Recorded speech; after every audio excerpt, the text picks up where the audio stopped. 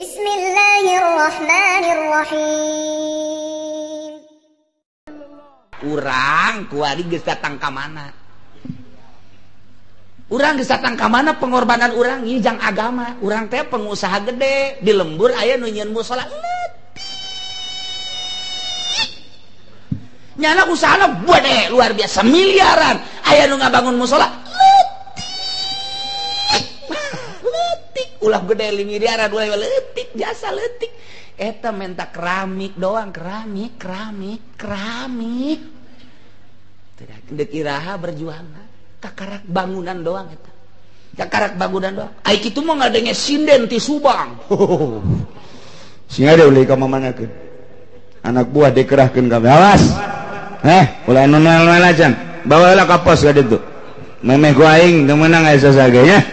Wah, tuh pokoknya modal lah. Ngucur danana tah ieu jang sindena, tah ieu jang nu mawana, ieu jang sia teh bosna, tah jang centeng. Besi kurang bebeja deui ka aing. Urang mah berjuang dina jalan kitu mah kitu tah. Atawa berjuang jang kitu nyukseskeun seseorang. Jang nyukseskeun seseorang. Sekian miliar siap. Nu penting nanjeur. Ai digigireun imahna aya pondok pesantren deuk rubuh. Aya masjid terbengkalai. Aya majelis, Masya Allah geus teu ngahulu ngaler teu ngahulu ngidul. Jadi perhatian kakarake segi perjuangan dina bangunan kakarake anu teu katoel awak teh teu katoel ngan seukur harta doang. Urang mah encan pernah berjuang datang ka BBA kan can pernah. Encan pernah aya dongengna kieu, maing dijual teh sawah nu itu, jangan nyeun nasid aing mah. Tapi lamun kieu mah jual sawah itu, bener. Ya aing kan lurah pan. Loba tah nu kitu mah di Cikupa 2. Aya teh. Belah Raja hiji, Cilongok mah teu. Teu kaliwat. Tuh mun berjuang kos kitu mah atuh loba jasa. Jadi dijual di mobil kijang ieu tahun 2005. Jang naon sih? Nganggeuskeun masjid lah, jangan batur pengimun ka haji bae geus kajen batur-batur kula-kula. Eueuh nu kitu. Eueuh hiji-hiji acan teu ngadenge sahuntu-huntu acan itu ngajual sawah naon anak pugu sakarola kedokteran hiji. Aju anu hiji lah teu ngajual sawah mah teu bisa loba. Tuh jang kos kitu loba ieu berjuang kakaraku harta doang encan tek ku nyawa masyaallah. Pikiran ge carang anu memperjuangkan melalui pikiran ge gan sautak saeutik we aya waktu-waktu senggang pakai kos kitu aya waktu saeutik sekelumit pakai kos kitu senggang lama pakai dunia bae senggang lama pakai dunia bae nah aya saeutik memikirkan ke arah eta kitu kele harta wah makin ditumpuk-tumpuk jang berjuang di jalan Allah mah asana angel keneh komo awak mah kadanan ku perang ngalawan Nasrani jeung Yahudi keur badi urang mah ulah deui perang teh ku nagarana deui teu meunangkeun padahal mah ieu teh geus kajerit jasa rakyat mah sabenerna mah naon sebabna nu matak kajerit makin munculna gereja-gereja berarti tanda tangan penggede-penggede berarti nyana ngaloyongkeun kana pembangunan agama Kristen Yahudi di Indonesia pek leg-leg pun geus mararawat para penggede-penggede sabodo nyana.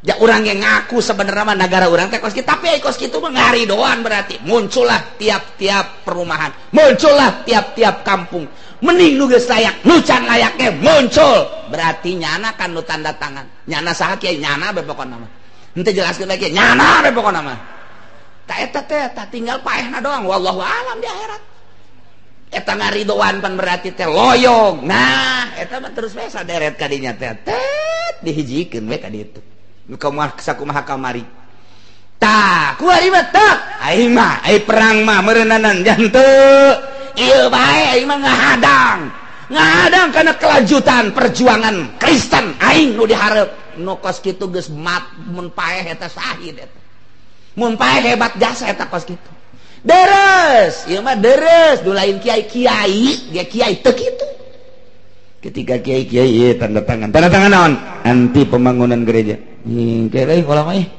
kira besi ku camat dari aku panjana sok mere 3 juta sebulan kalau mun tanda tangan atuh meureun eta kiai outlaw bin tolol bin goblok bin naon deui endahan jawara nu tampil aing tanda tangan ti heula aing ya tanda tangan gede jasa bahkan ceplok tangan, bahkan stempel bahwa aing anti pembangunan gereja. Emang siap kurang daek aing salat tilok non tilok ieu beureun ieu jang jalan ka surga aing. Enggak saya mah geus ieu bae geus aing mah pokon mah geus. Engge di akhirat teh ditimbang salat jore, zakat jore, puasa jore, ngaji jore. Aya hiji anti agama Nasrani. Wah cek malaikat ieu lu bagus bae. Timbang lu bagus anu jore, bagus anu bagus surga coba. Begitu dibalangkeun, set itu jawara dibalangkeun ka mana itu? Ka surga. Kiai eleh, jawara tulung. Eleh ku jawara. Tah watek ge. Ieu urang berjuang dek datang ka iraha, dek datang ka mana?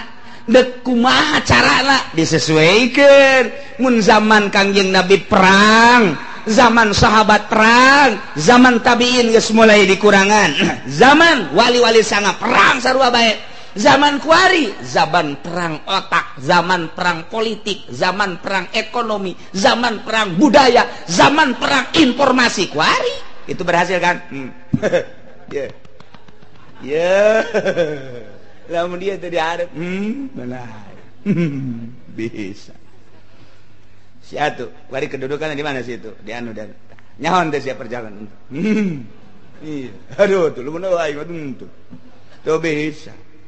Wah behoge si atuh aku gelutiannya itu sanungnya lagi emang sawen iya eta gelutnya ditongtonan ke men koprok ya eta sanu menangkeun iya kabeh ge ieu kabeh ge di bawah ieu kabeh ge tuh pejudi luhurna mah tuh aing kai gitu kabeh ge lamun lu aing batu ara acak-acakan judina teu balener ceknya nama judi bener meureun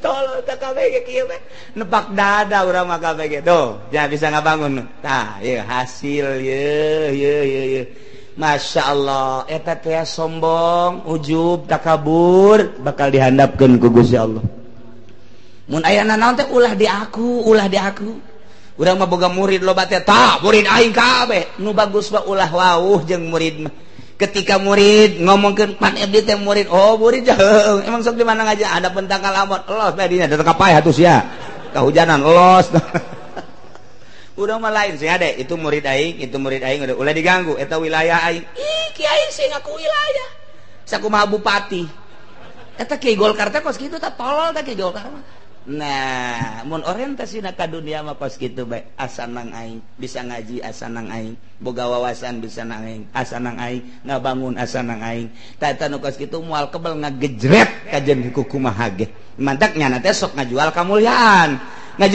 teh ketika aya pilkada ketika aya pilgub ketika aya pilpres lantaran boga ngarasa mulya jual beli jeung kamuliaan nyana dibere sekian ratus juta mungkin siap lantaran kula boga asa loba muridna siap kula jual kamuliaan ngaranna moal kebal tak kiai kosi mangkaning hampir 99,9,9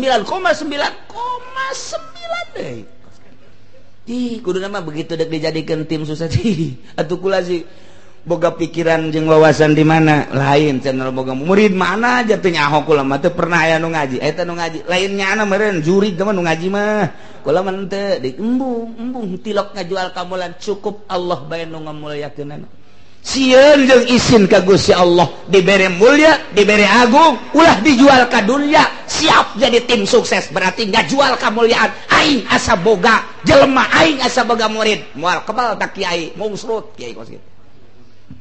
Iya, Sida Abu Bakar contoh ya. Nu sakitu nomor hiji kadua nah. Setelah Kangjeng Nabi, cak Kangjeng Nabi, mun aya nabi nu dipilih, niscaya Abu Bakar diangkat jadi nabi. Pohara jasa paneta mah.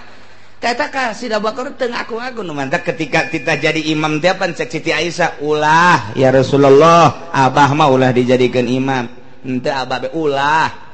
Emang kunaon gitu abah mah teu kuateun mun maca Quran teh di imah ge nya mah ayat 2 ayat 3 ayat haju ceurik kosong cikupa bae gitu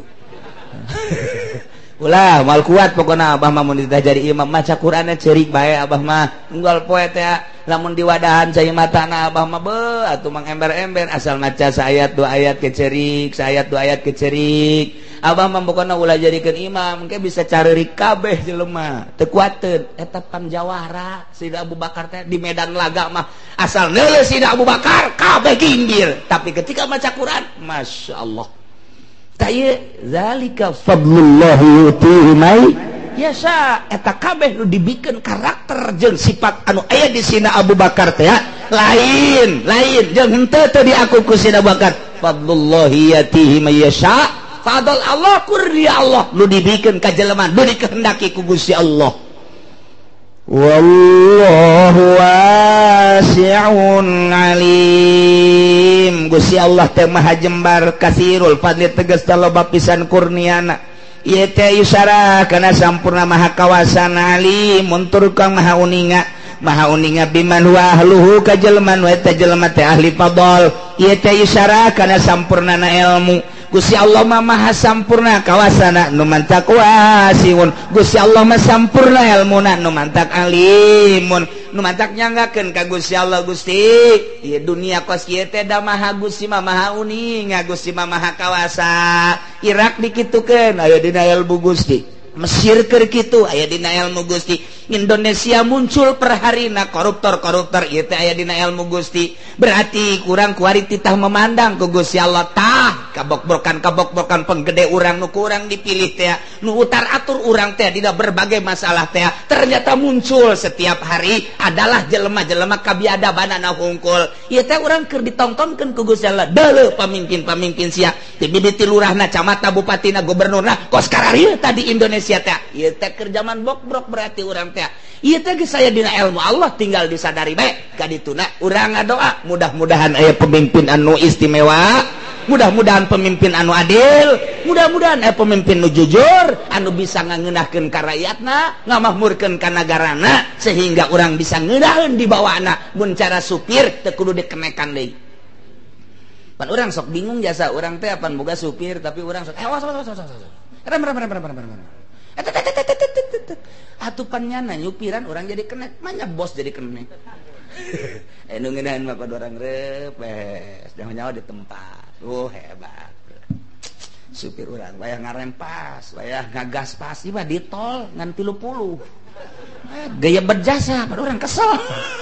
Batur geus seat nyara 30 bae balah turun 25. Cak urang ngeureun bae kieu heula atuh sia. Karena supir teh nyaho.